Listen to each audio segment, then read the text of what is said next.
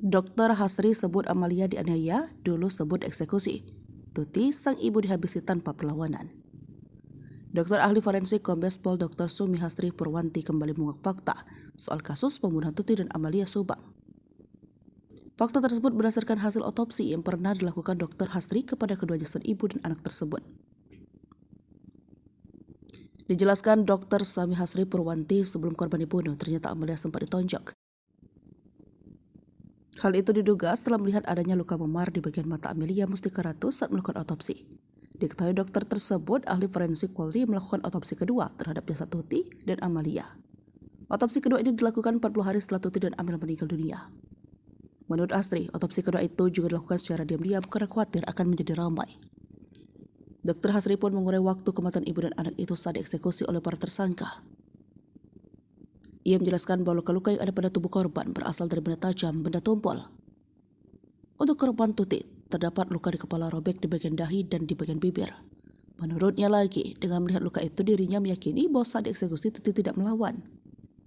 Ia juga mengungkap bahwa luka yang ada pada tubuh Amel juga hampir sama, di mana Amel memiliki luka di bagian kepala dan wajah. Dokter Hasri mengurai bahwa berdasarkan hasil otopsi ditemukan adanya luka di bagian mata Amel. Amel ada memar di mata, jadi kayak orang dipukul atau ditonjok gitu, ungkap Hasri. Dokter tersebut juga menduga bahwa saat itu Amel terbangun dan melihat para tersangka. Mungkin terbangun terus teriak, makanya Danu dengar teriakan Amel, kata dia. Hasri pun menyebut bahwa Amel dipukul dulu baru setelah itu dieksekusi.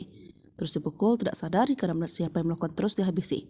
Bisa jadikan seperti itu tandasnya.